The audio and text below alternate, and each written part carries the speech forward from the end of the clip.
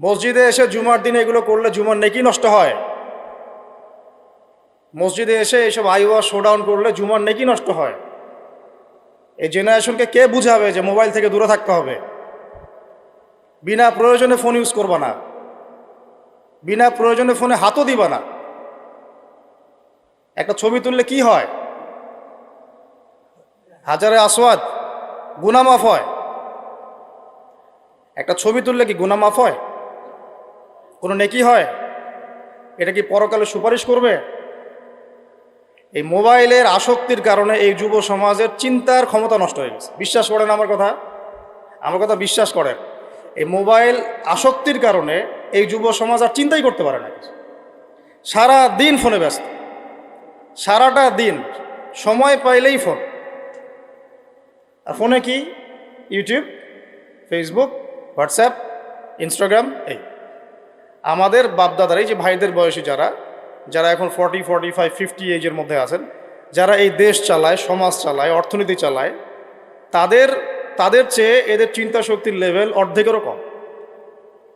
আমি আপনাদেরকে গ্যারান্টি দিচ্ছি, এখন যদি আরেকটা মুক্তিযুদ্ধ হয়, আল্লাহ না করুক, তাহলে এই তরুণ প্রজন্ম কিচ্ছু করতে পারবে। আপনি আমার কথা বিশ্বাস করেন।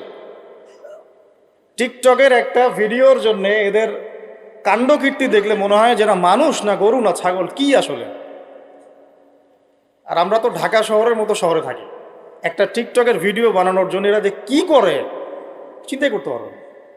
কাপড় খুলে ল্যাংটা হয়ে নাচে একটা টিকটকের ভিডিও করার জন্য।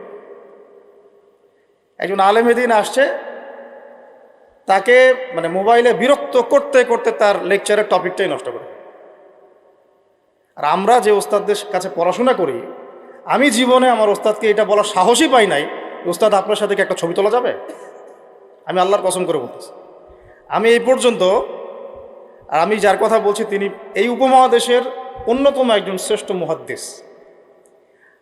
আমরা তাদের কাছে যাওয়া আসা করি পড়াশোনার জন্য, দিনী জ্ঞান শেখার জন্য। আজ পর্যন্ত আমি কোনোদিন বলতেও পারি নাই যে উস্তাদ আপনার সাথে একটা ছবি তুলতে চাই। বিশ্বাস করেন। কিন্তু এই ওয়াজ মাহফিল, এইটা ওইটা, এইসব জগৎগুলোতে গিয়ে আমরাও নষ্ট হয়ে গেলাম। মানুষের মধ্যে নূর, তাসকিয়া, আদব, মসজিদের আদব কায়দা, ভদ্রতা সব নষ্ট হয়ে গেছে দিন দিন। এবং এর অন্যতম একটা প্রধান কারণ মোবাইল ফোন। আজকের লেকচারের টপিক মোবাইল ফোন না, এই যে কথাগুলো বলতে বাধ্য হলো।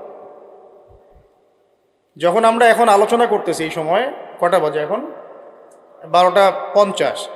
এই সময়ে না জানি কতগুলা মুসলমান এখন শহীদ হয়ে গেল। এই সময় যখন আমরা এখন আলোচনা করতেছি, ঠিক এই সময় না জানি কতগুলা বোনকে ইসরায়েলের সৈন্যরা তুলে নিয়ে চলে গেল। না জানি কতগুলা বাচ্চার মগজে আবার বোম মারলো, গুলি করে। তারপর এই সময় যখন আমরা কথা বলছি এখন, আর মিডিয়াতে সংখ্যা আসবে খালি 6,000 মরলো, 6,500, 7,000, কোনো ফিলিংসই নাই। মোবাইল ফোনেই আছে ব্যস্ত, স্ক্রল করে আর দেখে কতজন, ও 10,000 মরছে, তো কি আমি তো আর মরি নাই, আমার দেশেও তো আর হয় নাই। বিশ্বাস করেন, আমরা এখন আর কোনো জায়গায় মানুষের পর্যায়ে করতেছি। মানুষ কাকে বলে? যার আবেগ অনুভূতি আছে, যার ব্যক্তিত্ব গায়রত আছে, যার সম্মানবোধ আছে, রুচিবোধ আছে। মুসলিম উম্মাহ কাকে বলে? যার একটা অংশে আঘাত লাগলে আর এক অংশ ব্যথা পাবে, নাকি ভাই? ভুল বললাম না ঠিক বললাম? একটা মুসলিম উম্মাহ মানে কি? একটা অঙ্গে আঘাত লাগছে আর একটা অঙ্গ ব্যথা পাবে। আদতে কি এটা হচ্ছে? প্যারালাইজড। ওই যে বলি না প্যারালাইজড, আমাদের মধ্যে প্যারালাইসিস ঢুকে গেছে।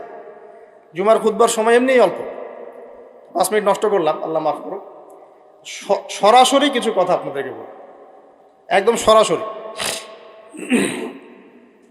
আমরা এখন এমন একটা সময় আছি, এই যে এই শেষ জামানায়, এই যুগে ফিতনা থেকে বাঁচা চারটাখানি কথা না। আর এই ফিতনা থেকে বাঁচতে না পারলে জান্নাতে যাওয়া যাবে না। আর এই ফিতনাগুলো শুধু রাষ্ট্রে আর বিশ্বেই নাই, আমাদের রিজিকেও ঢুকে গেছে, পরিবারেও ঢুকে গেছে, সমাজও ঢুকে গেছে, ধর্মেও ঢুকে গেছে। আমি সরাসরি কথা বলছি একদম। রাষ্ট্র, বিশ্ব, অর্থনীতি, সমাজ, পরিবার, ধর্ম আর সংস্কৃতি, এমন কোনো ক্ষেত্র বাকি নাই যেখানে ফিতনা ঢোকে নাই। এখান থেকে বাঁচা চারটাখানি কথা না, এখান থেকে বাঁচতে হলে আমাদেরকে প্রথমে যেটা করতে হবে, আগে দিনের জ্ঞান অর্জন করতে হবে। আপনি এই জেনারেশনকে জিজ্ঞাসা করেন, আমাদের স্বপ্ন তো এই জেনারেশন কি নেই নাকি? যাদের বয়স 50 হয়ে গেছে তারা আর কি করতে পারবেন দিনের জন্য? হয়তো তারা 20-30 বছর পৃথিবীতে থাকবেন হাইয়েস্ট, আল্লাহ ভালো জানে। আগামী বিশ্বকে কে নেতৃত্ব দিবে? যাদের বয়স এখন 20 থেকে 40 অথবা 10 থেকে 30, এই তো এই জেনারেশনকে আপনি দেখেন তাদের কত পার্সেন্ট কোরআন তেলাওয়াত করতে জানে। আপনি এই যে আজকে যারা আসছে সবার কোরআন তেলাওয়াতের টেস্ট নেন, একজন আলেমের সামনে বসান, একজন একজন করে ডাকেন, দেখেন সূরা ফাতিহা পড়তে পারে কতজন। এই মুসলিম উম্মাহ মার না খেলে কোন মুসলিম উম্মাহ মার খাবে আমাকে বুঝান, আমি তো বুঝি না, আমার জ্ঞান কম। এই মুসলিম উম্মাহ যদি মার না খায় কোন মুসলিম উম্মাহ মার খাবে? আজকে যারা আসছে এখানে বা এর পরেও আসবে জুমার দিনে, আপনি এদেরকে 5 ওয়াক্ত নামাজে পাবেন। তাহলে যারা 5 ওয়াক্ত নামাজ পড়তেছে না, জুমার নামাজটাকেই দিন মনে করে, তাহলে এই মুসলিম মার না খেলে কে মার খাবে? আমাকে বুঝান, আমি বুঝি না, কিছু বিষয় আমি বুঝি না। আবার যারা নামাজ পড়ে তাদের আখলাক, ব্যক্তিত্ব, আখলাক, চরিত্র, সুন্নতের জীবনযাপন, আমরা বলি না সুন্না মাফিক জীবনযাপন, রাসূলের সুন্না মাফিক জীবনযাপন, কতজনের মধ্যে চেহারা, সুরতে, পোশাকে, আশাকে, কথাবার্তায় সুন্নত আছে। তো যে জাতি তার নবীর সুন্নত ভুলে যায় সে জাতি কিভাবে বিশ্ব শাসন করবে আর কেন সে মায়ের খাবে না আমাকে বোঝান সম্ভব? তাহলে প্রথম নসিহতটা ভাই পড়াশোনা করতে হবে। আর পড়াশোনা শুরু হবে কোন কিতাব থেকে? তাড়াতাড়ি কোরআন পড়া শুরু করেন, হাতে সময় কম, তাড়াতাড়ি শুরু করেন। প্রত্যেকটা জেলায় জেলায়, গ্রামে গ্রামে, ইউনিয়নে ইউনিয়নে, প্রত্যেকটা জায়গায় মসজিদ, মাদ্রাসা, মক্তব প্রতিষ্ঠা করে। আছে, নাই তা না, অবশ্যই আছে, এটা আমাদের সৌভাগ্য। প্রত্যেক জেলায় মাদ্রাসা আছে, প্রত্যেক জেলায় মাদ্রাসা আছে, মহিলা মাদ্রাসা আছে, মক্তব আছে, আরও অনেক কিছু আছে, দারুল ইলমগুলো আছে। কিন্তু আমরা আমাদের সন্তানদেরকে পাঠাচ্ছি কি না? আমরা আমাদের বাচ্চা কাচ্চাদেরকে পাঠাচ্ছি কি না? আমাদের যুবকরা সেখানে আসে কি না? আপনারা তো ফ্যান্টাসিতে অনলাইনে দিন শিখতে চান। 3টা মাস কোনো আলেমের কাছে বসে কি ক্লাস করেছেন? কখন একটা কিতাব কি পড়েছেন? অনলাইনে একটা ভিডিও দেখে কি শিখবেন না? অনলাইনে দিন শিখতে গেলে আপনি এটাই শিখবেন, অমুক যা বললো তমুকের বিরুদ্ধে, আর তমুক যা বললো অমুকের বিরুদ্ধে। অনলাইনে এটাই শিখবেন আপনি। আর এটার পিছনে এক শ্রেণীর ইউটিউবার, ফেসবুকারও দায়ী। শুধু সে ব্যক্তি দায়ী তা না, এরাও, মিডিয়াও দায়ী আছে। অমুক যা বললো তমুকের বিরুদ্ধে, আর তমুক যা বললো অমুকের বিরুদ্ধে। মানুষ মজা পায়, ওর কন্টেন্টের ভিউ বেশি হয়, কামাই বেশি, দিনের তো ক্ষতি হয়ে গেল। আম জনগণের মধ্যে ইসলাম সম্পর্কে বিরূপ ধারণা সৃষ্টি হল। আসল লক্ষ্যটা কি জানেন? ওই যেখানে আমাদের ভাইরা এখন মার খাচ্ছে না, ওই ফিলিস্তিন, ওই জেরুজালেম হচ্ছে আমাদের আসল লক্ষ্য। ওইটাই পৃথিবীর এমন একটা জায়গা যেখান থেকে সভ্যতা শুরু হয়েছে পৃথিবীতে। মক্কা থেকে শুরু হয় নাই, ওই ফিলিস্তিন থেকে পুরো বিশ্বে সভ্যতা শুরু হয়েছে। আজকে থেকে এটা 10,000 বছর আগের কথা, ওখান থেকেই শুরু হয়েছে। আর ওখানেই পৃথিবীর শেষ হবে। ওইখানেই যতক্ষণ পর্যন্ত ঈসা আলাইহিস সালাম না আসছেন এবং ইসলামী খেলাফত আবার কায়েম না করছেন, কিয়ামত হবে না। এই যে আসল জায়গাটা থেকে আমাদেরকে সরাই দেওয়া হয়েছে না? কয়জন ভাবে এটা নিয়ে? কয়জন জানে বা এটা নিয়ে? জানেই বা কয়জন? কিছু মানুষ আছে সারা জীবন হাত বাঁধা নিয়ে আপনাকে ব্যস্ত করে রাখলো। বাঁধবেন কোথায়? এখানে বাঁধবেন, এখানে বাঁধবেন, এইভাবে বাঁধবেন, এইভাবে বাঁধবেন, এইভাবে বাঁধবেন। 5টা 6টা জায়গা নিয়ে ক্যাচাল করতে করতে করতে হায়াতই শেষ হয়ে যেত। সুবহানাল্লাহ। মনে করেন এক ভাইয়ের হাত নাই, এইভাবে দাঁড়া দাঁড়া নামাজ পড়তেছে, নামাজ হবে না? হবে না? আমার হাত আছে, আমার এখানে একটা ফোড়া উঠছে, মনে করেন সত্যি সত্যি উঠছে, এটা মিথ্যা বলছি না, তা আমি এভাবে নামাজ পড়বো, হবে কি না? হবে না? হাত বাঁধেই নাই সে, হবে না? হবে না?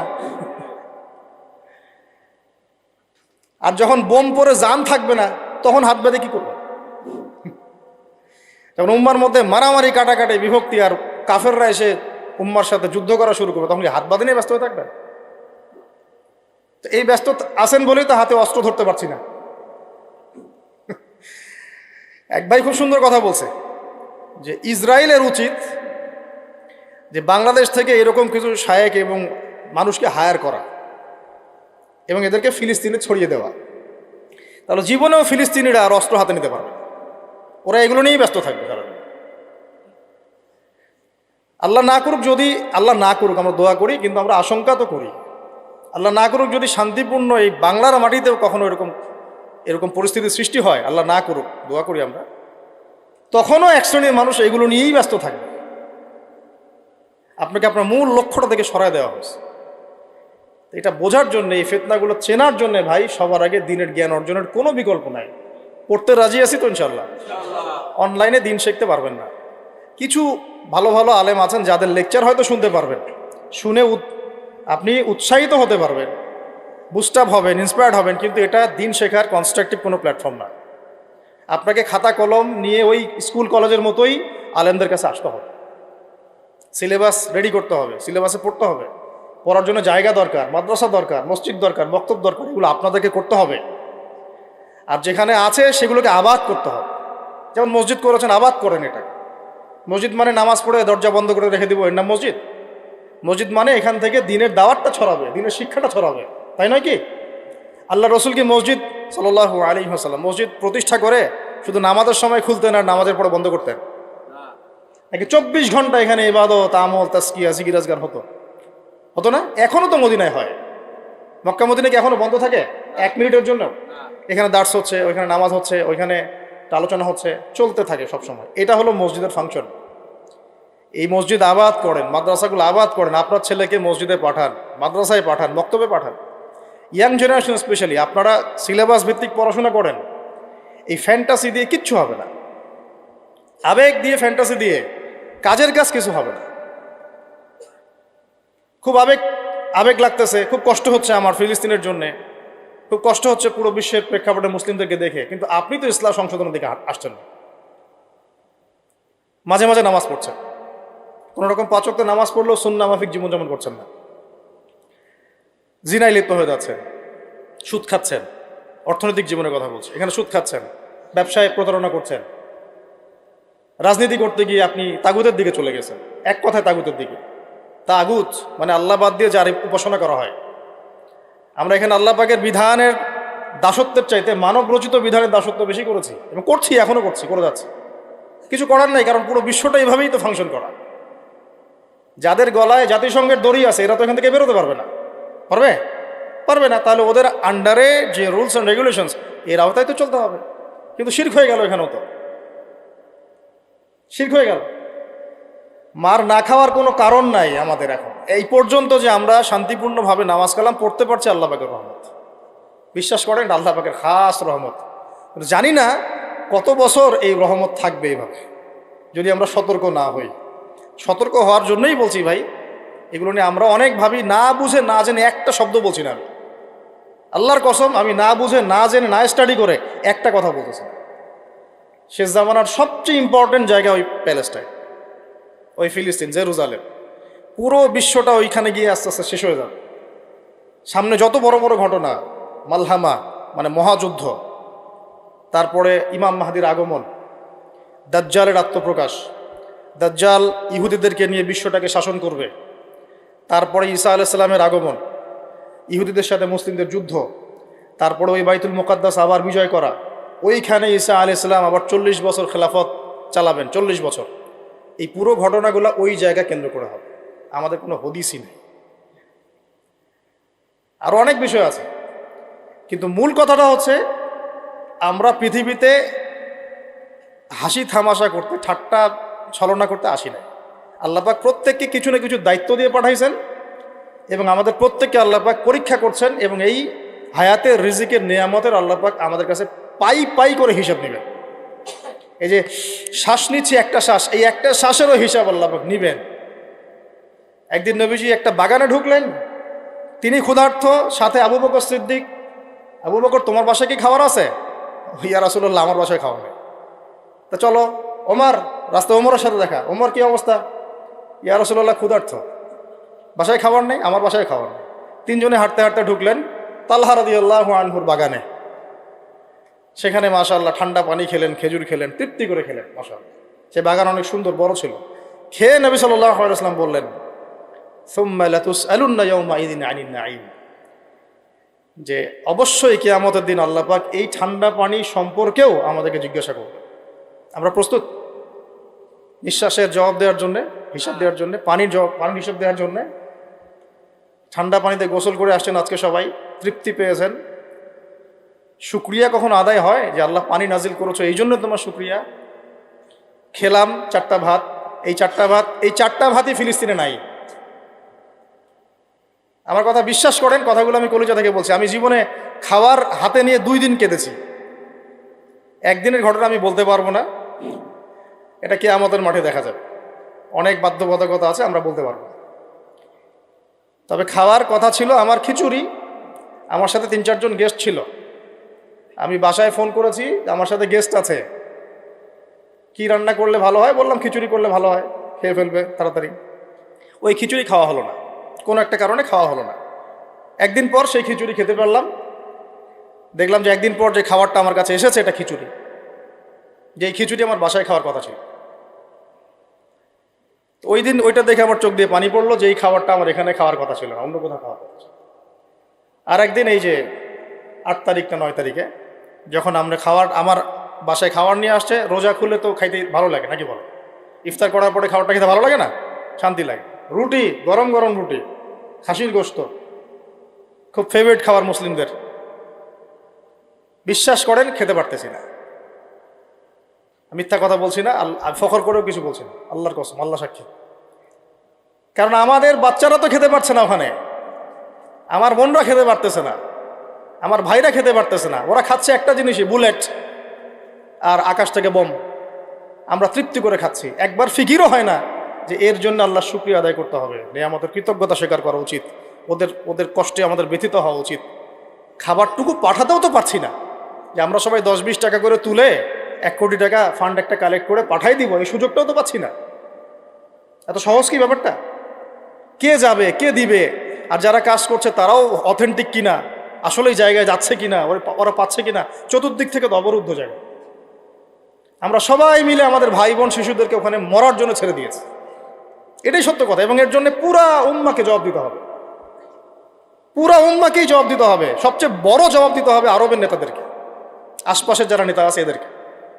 আরবের যে নেতারা আছে এদেরকে বিগত 70 বছর ধরে এরা যা যা করেছে এর উত্তর দিতে হবে, জবাব দিতেই হবে, কোনো উপায় নাই। আমাদেরকেও দিতে হবে, প্রত্যেক রাষ্ট্রপ্রধানকে দেওয়া লাগবে। যে লিখতে পারতো লিখে নাই তাকে দেওয়া লাগবে, যে বলতে পারতো বলে নাই তাকেও দেওয়া লাগবে, যার অস্ত্র দেওয়ার ক্ষমতা ছিল দেয় নাই তাকেও বলা লাগবে, যার মিলিটারি পাওয়ার ছিল সে চাইলে ওখানে ইন্টারভেন করতে পারতো সে করে নাই তাকেও বলতে হবে। আর যারা ওদের সাথে আতাত করে বন্ধুত্ব করেছে এরা তো মুনাফিক, টাটকা মুনাফিক, পাক্কা মুনাফিক। এরাই তো তারা যারা কাফেরদের সাথে জাহান্নামের তলদেশে থাকবে। মুসলিমদেরকে বাদ দিয়ে মুনাফিক ইহুদি খ্রিস্টানদের সাথে বন্ধুত্ব করেছে। যে ইহুদি খ্রিস্টানরা আমাদের ভাই বোনদেরকে মেরে ঝাঁঝরা করে ফেলাচ্ছে, আমি ওর সাথে বন্ধুত্ব করতে পারি? কি বলে আপনাদের ইমান?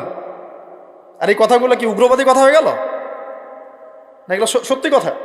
আর সত্যি কথা বলার পরে কি হবে সেটা তো দেখার দরকার নেই, আল্লাহর কাছে আমাকে জবাব দিতে হবে, এটাই আমার ফিকির। তো যারা দোয়া করতে পারবে তারা যদি দোয়া না করে আল্লাহর কাছে জবাব দিতে হবে। যারা বলতে পারে যদি না বলে আল্লাহর কাছে অ্যান্সার দিতে হবে। যারা খাবার পাঠাতে পারতো তারা পাঠায় নাই, আল্লাহর কাছে অ্যান্সার দিতে হবে। একটু ভেবে দেখেন না, আপনার যদি একটা বাচ্চা কখনো এমনি মারা যায় তাহলে আপনার কেমন লাগবে? আল্লাহ না করুক। একটা বাবার জন্য সবচেয়ে কষ্টের কোন সময়টা বলেন তো? নিজের সন্তানকে দাফন করা। আমরা তো কখনো করি নাই এটা, আমরা বুঝবো কিভাবে? যে ঘুমটাওয়ালা কিছু লোক বসে বসে অনলাইনে বলতেছে যে এগুলো ফিতনা, এটাই, ওরা কি কখনো নিজের সন্তানকে দাফন করেছে নাকি? কখনো কষ্ট স্বীকার করেছে নাকি? কখনো রিমান্ডে গিয়েছে নাকি? মায়ের খেয়েছে নাকি? কখনো জেল খাটছে নাকি? ও তো সুখে আছে, 3 বেলা খাচ্ছে যাচ্ছে, মাশাআল্লাহ, সুখে শান্তিতে জীবনযাপন। ও কি বুঝবে উম্মার কষ্ট? ও কি বুঝবে বাচ্চাদের কষ্ট, এই মা বোনদের কষ্ট? আর আমরা সর্বোচ্চ বলতে পারতেছি ব্যাস, কিন্তু সচেতনতা তো তৈরি করা দরকার। আপনার ছেলে যদি বলে ওখানে কি হচ্ছে, ওকে বলা উচিত, বাবা ওখানে কিছু শয়তান আছে, যে শয়তানগুলা আমাদের নিরীহ বাচ্চাদেরকে মেরে ফেলছে। তুমি যখন বড় হবা তোমাকে আল্লাহ পাক সামর্থ্য দিলে তুমি শয়তানগুলোকে মেরে ফেলবে। বাচ্চাকে শেখানো উচিত। ওরা 100 বছর থেকে ওদের বাচ্চাকে এগুলো শিখাইছে। ওরা 100 বছর থেকে ওদের বাচ্চাদেরকে শিখাইছে যে মুসলমানরা হচ্ছে পৃথিবীর সবচেয়ে জঘন্য প্রাণী। ওদেরকে যখনই দেখবা তখনই মারবা, ওদেরকে ওদের ওদের সাথে শত্রুতা করা তোমার উপর ফরজ। এটা ওরা শিখাইছে ওদের বাচ্চাদেরকে। আমাকে বলেন, কোনো মানুষ, একটা সুস্থ স্বাভাবিক মানুষ হাসপাতালে বোমা ফেলতে পারে কিনা বলেন? সে হোক ইহুদি বা খ্রিস্টান বা হিন্দু বা বৌদ্ধ বা মুসলিম মুনাফিক, যেই হোক, কোনো মানুষ কি হাসপাতালে বোম ফেলতে পারে? কিভাবে ফেলল? তাহলে কি পরিমাণ ক্ষোভ তারা ভিতরে ভিতরে লালন করে, আপনার কি বোঝার বা কি আছে? ওরা সুযোগ পাইলে একটাকেও ছাড়বে না, সবাইকে মেরে ফেলে। এই জন্য অল্প অল্প করে আগাচ্ছে, অল্প অল্প করে, আস্তে আস্তে। আমি এটা নিয়ে বিস্তারিত আলোচনা করছি বিগত প্রায় 1 মাস থেকে, আরও 5 বছর থেকে বলে আসতেছিলাম। লাস্ট 1 মাসে আপনারা দেখছেন এখন কি হচ্ছে। ধারাবাহিক এরকম সেশন আসবে ইনশাল্লাহ। আরও অনেক কথা আছে কিভাবে এই জায়গা তারা আসলো, এটা 4টাখানি কথা না, বিশাল হিস্ট্রি। এমন অনেক সময় হয়েছে, এগুলো কিছুই না, এমন অনেক সময় হয়েছে 1 দফাতে 2.5 লক্ষ মানুষকে মেরেছে তারা ওই জায়গাতে, 1 দফাতে। 1940 সালের কথা বলছি, এক্স্যাক্টলি 1939 সালের জুলাইয়ের দিকের কথা, 1939 সালের দিকের কথা বলছি। ওই সময় এরা ওখানে ফিলিস্তিনিদের মধ্যে প্রায় 2.5 লক্ষ মানুষকে মেরেছিল। 2.5 লক্ষ মানুষ, আপনাকে কি মনে হয়? এভাবে যদি আমি পরিসংখ্যান দিতে থাকি, এখানে আজকে 3টা-4টা বাজবে।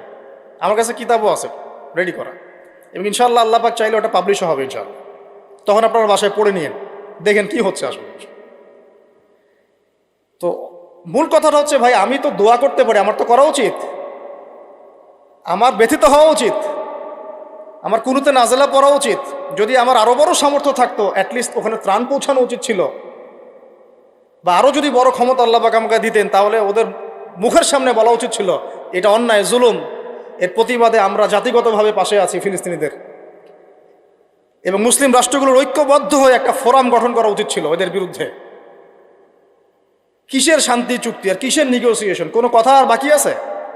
এদের সাথে একটা ভাষাই বাকি আছে এখন, অস্ত্রের ভাষা, যুদ্ধের ভাষা। একটা ভাষাতেই কথা বলা বাকি আছে, আর কোনো ভাষাই নেই এদের সাথে কথা বলা। তুমি হাসপাতালে বোম ফেলে 600টা মুসলিম বাচ্চাকে হত্যা করে ফেলছো, তোমার সাথে কিসের কথা? একটা কথাই হতে পারে, সেটা হলো যুদ্ধের ভাষা, অথবা এই পুরা ভূমি থেকে তোমরা চলে যাবা পশ্চিমে, পুরা ফিলিস্তিন ছেড়ে দিবা। এটাই ছিল আমাদের ভাষা। কিন্তু বিগত 75 বছর ধরে আমরা এগুলো করতে পারি না।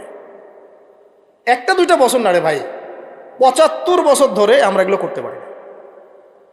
তো আমি এখানে গলা ফাটায়, আমার আবেগ ঝেড়েও কী লাভ হবে তাও জানি না। অ্যাটলিস্ট আমরা আমাদের জবাবটা তো আল্লাহর কাছে দেওয়া লাগবে। আল্লাহ পাক আপনার অপারগতাও জানেন, আপনার সামর্থ্যের সীমাও জানেন। আল্লাহ পাক দেখবেন এর মধ্যে থেকে আপনি কি করেছেন, দেখবেন কি না? তো এখন ভাই আমাদের কি এইসব মোবাইল, সেলফি, হাবি জাবি এগুলোই জীবন? না আমাদের কি চিন্তা করতে হবে একটু? তো চিন্তা করতে গেলে প্রথম সলিউশন পড়াশোনা করতে হবে, কোরআন পড়তে হবে। যে যাই বলুক কোরআন পড়লেই হয়ে যাবে, সেই হয়ে যাবে, সব কথা বাদ দেন, আপনি কোরআন পড়েন। যে যাই বলুক না কেন, কোরআন পড়তেই হবে আপনাকে, এর অনুবাদ আপনাকে পড়তেই হবে, তাফসির আপনাকে ঘাটতেই হবে, পাশাপাশি নবীর হাদিসগুলো আপনাকে পড়তে হবে।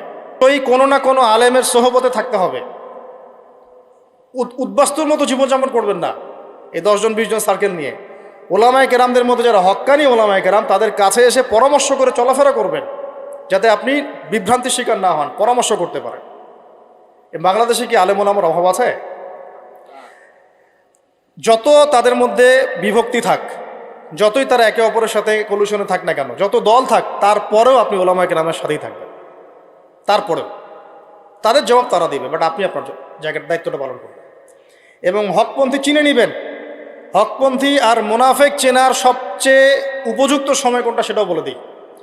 হকপন্থী ওলামায়ে কেরাম আর মুনাফেক যারা মুসলিম উম্মার ভিতরে কাজ করছে আমাদের মতো লেবাস পোশাকে, এটা চেনার, ফাইন্ড আউট করার সবচেয়ে শ্রেষ্ঠ সময় হচ্ছে উম্মার এই সংকটপূর্ণ সময়গুলা। উম্মার উপর যখন কোনো বিপদ আপদ, বালা মুসিবত, সংকট আসবে, আপনি এমনি বুঝতে পারবেন কারা মুনাফেক কারা হকের উপর আছে, যদি আপনার বিবেক থেকে থাকে, আপনার বুঝ থেকে থাকে। এরপরেও যদি না চিনতে পারেন, আপনি দাজ্জাল, অন্ধ, আপনি দাজ্জালের মতো এক চোখ অন্ধ।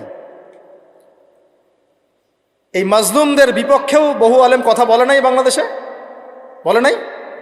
তা আপনাকে আমি আর কিভাবে চিনাবো, কিভাবে চোখে আঙ্গুল দিয়ে চিনাবো যে আসলে কারা হকপন্থী কারা বাতিলপন্থী? এইটুকু তো আপনার দায়িত্ব চেনার। কিভাবে এভাবে তাদের সাথে আপনি নিজের জীবনটা নষ্ট করে ফেলতেছেন? সুবহানাল্লাহ। আল্লাহ পাক আপনাদেরকে হেফাজত করুন, সঠিক পথে রাখুন, ওলামায়ে কেরামের সোহবতে থাকবেন, হকপন্থী ওলামায়ে কেরাম।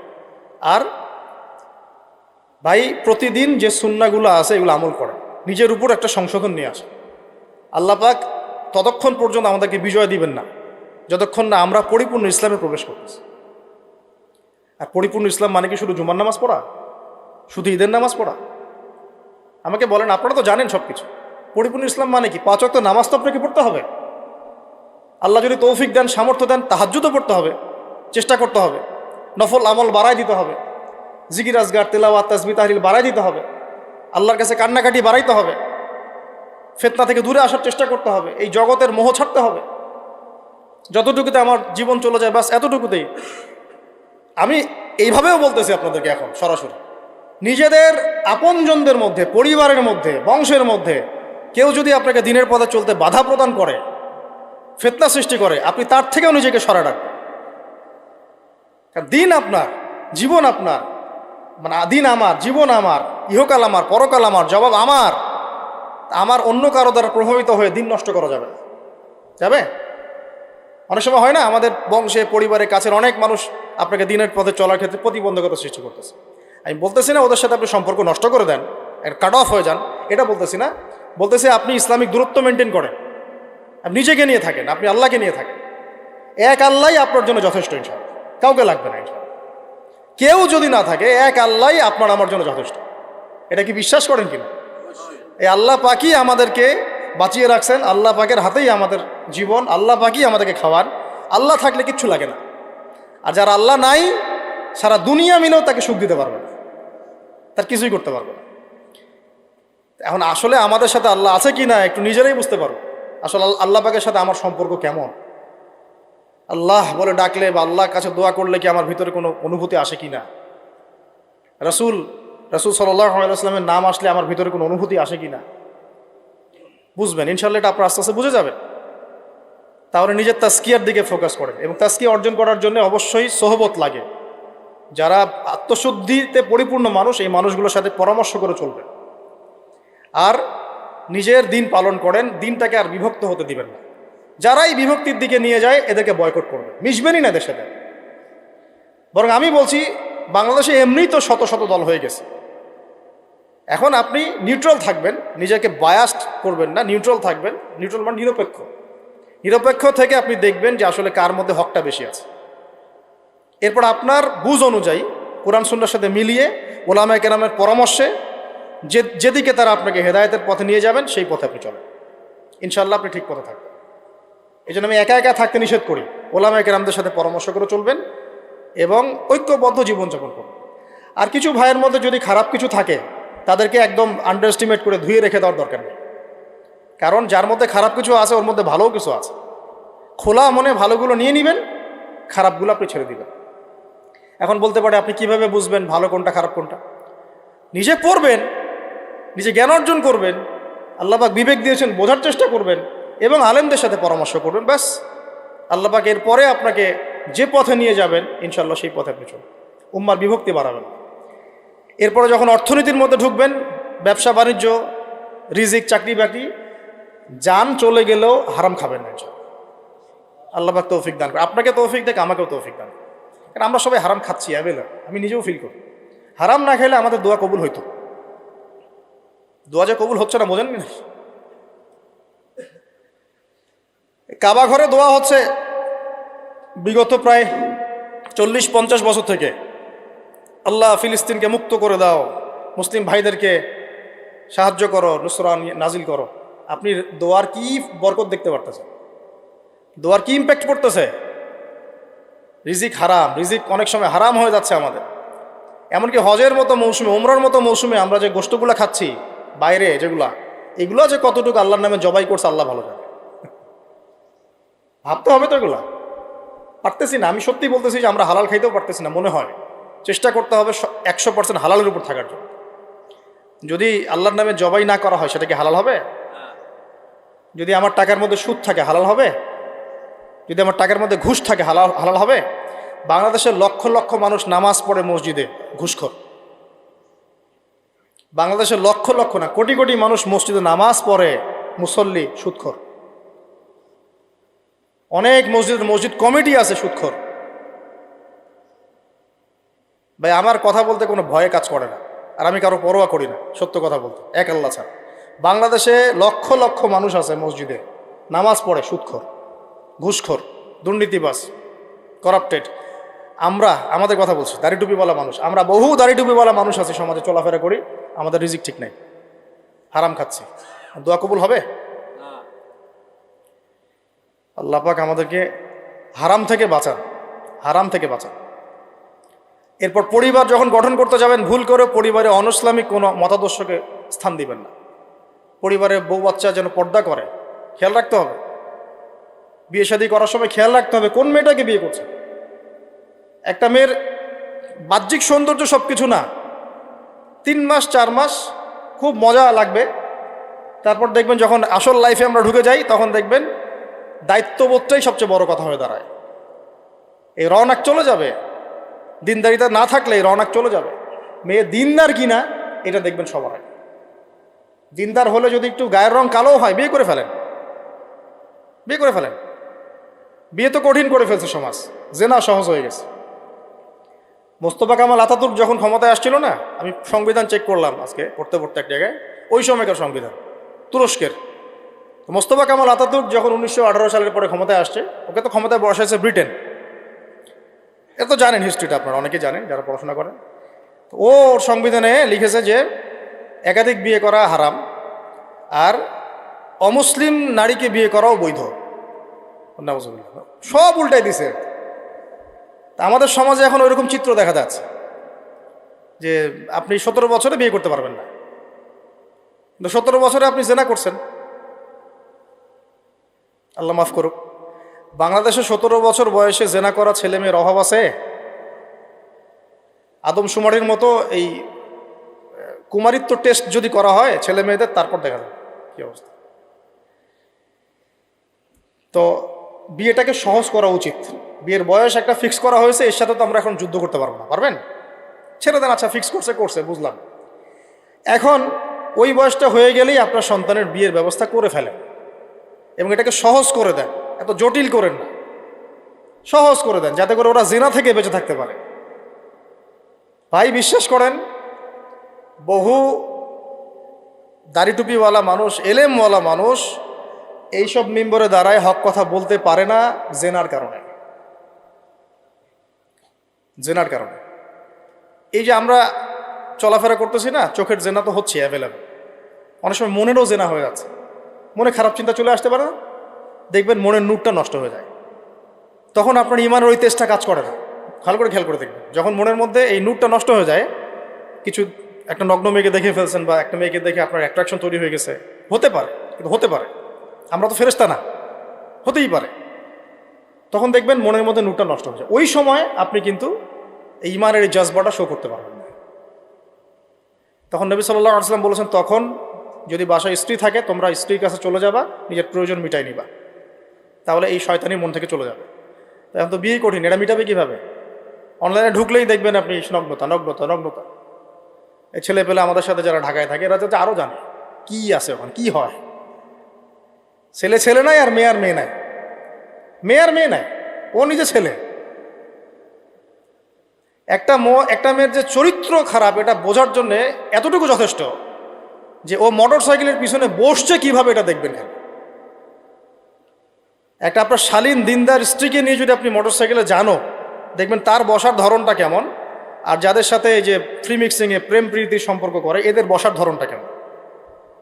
বসাই আপনাকে বলে দেবে কত বড় বেয়াদব, কত বড় আদবহীন বেহায়া একটা মানুষ। আমার কথা ইশারা দিচ্ছি, সব তো বলা যাবে না। তো এটাকে সহজ করবেন, এখানে দিনদারিতাকে প্রাধান্য দিবেন, ভুলেও দুনিয়াদারিকে প্রাধান্য দিয়েন না। ও বাপের কয় টাকা আছে, ওর বিয়ে করলে আমি পাবো কি, কত সুন্দর ঐশ্বরিয়া রায়ের মতো কিনা, এগুলো দেখার দরকার নেই। এগুলো থাকে না, আস্তে আস্তে চলে যায়, দিনদারিতা থেকে যায়। ইব্রাহিম আলাইহিস সালামের স্ত্রীদের কথা আজকে আমরা স্মরণ করি না? হাজেরা আলাইহিস সালাম, তার ওই সবর, সাফা মারওয়ার সাই, তাওয়াক্কুল আল্লাহর কাছে এত পছন্দ হয়েছিল যে কিয়ামত পর্যন্ত যত মানুষ হজ করবে, সাই না করলে হজ হবে না। দেখেছেন? উনার ওই হাঁটা দৌড়াদৌড়ি আল্লাহর কাছে এত পছন্দ হয়েছে, আপনি জামজাম কূপ ওখানে যে তাওয়াফ করছেন না, তাওয়াফ করে যে পানি খেয়ে আসলেন, সাফা মারওয়া সাই করলেন, এই সাই না করা পর্যন্ত আপনার হজই হচ্ছে না, ওমরাই হচ্ছে না। তো একজন দিনদার মেয়ের দিনদারিতা আল্লাহর কাছে কিভাবে কবুল হয়ে থাকে? আমাদের মেয়েদেরকে বুঝান, বাসায় গিয়ে বোনদেরকে বুঝান, মাদেরকে বুঝান, স্ত্রীদেরকে বুঝান, তাদেরকেও একটা উদ্দেশ্যে আল্লাহ পাক সৃষ্টি করেছেন। কি উদ্দেশ্য? তারা যেন ইসমাইলের মতো প্রজন্ম জন্ম দিতে পারে। তাদেরকে সিরিয়াল দেখার জন্য পাঠানো হয় না, তাদেরকে এই রং তামাশা করার জন্য আর স্নো পাউডার মেখে বাইরে ঘোরার জন্য পাঠানো হয় না। এবং এটাকে কন্ট্রোল তো আমাদেরকে করতে হবে। এই যে বললাম, কন্ট্রোল করতে গিয়ে যদি দেখেন পারতেছেন না, আপনার দ্বারা হচ্ছে না, তখন কি প্রয়োজনে ডিসকানেক্টেড হয়ে যাবে, প্রয়োজনে ডিসকানেক্টেড হয়ে যাবেন, তাও নিজের দিনকে ক্ষতিগ্রস্ত হতে দিবেন না। কিছু করার নাই তো, চেষ্টার উপর চেষ্টা করে যাচ্ছেন আপনি 10 বছর, 15 বছর, 5 বছর, 7 বছর, কোনো রেজাল্ট পাচ্ছেন না। আপনি কি করবেন? দিন ছেড়ে দেবেন? আপনিও তাদের মতো হয়ে যাবেন? আপনাকে আপনার স্বতন্ত্র জায়গায় থাকতে হবে। আল্লাহ পাক তৌফিক দান করুন। আর ইসলাম সংশোধনের মধ্যে সমাধান আসলে আলহামদুলিল্লাহ। এরপরে বাচ্চা কাচ্চা যেগুলো হবে, এগুলো পয়েন্ট মনে রাখবেন, পড়াশোনা থেকে নিয়ে এই পর্যন্ত বাচ্চা কাচ্চা যেগুলো হবে, এক একটা বাচ্চাকে আগামী দিনের যোদ্ধা হিসেবে গড়ে তুলবে। কি যুদ্ধ করবে তারা? আগে আদর্শিক যুদ্ধ করবে, আদর্শিক যুদ্ধ করবে, যে আমরা ওইসব আদর্শে চলি না, আমাদের নিজস্ব আদর্শ আছে, এটা ইসলাম। আমাদের কিতাব আছে কোরআন, আমাদের সুন্নাহ আছে মুহাম্মদ সাল্লাল্লাহু আলাইহি ওয়াসাল্লামের সুন্নাহ। এরা বৈষয়িক শিক্ষাও শিক্ষিত হবে, ইসলামিক শিক্ষাও শিক্ষিত হবে ইনশাআল্লাহ। এরপরে এদের দ্বারা ইনশাআল্লাহ এমন জেনারেশন আমরা গড়ে তুলব, যে জেনারেশন আগামী দিনে ইসলামের পতাকা বহন করবে ইনশাআল্লাহ। আমরা যেটা পারি নাই, চেষ্টা চালাবো, আমাদের বাচ্চাদেরকে গড়ে তুলবো ইনশাআল্লাহ। পারা যাবে না?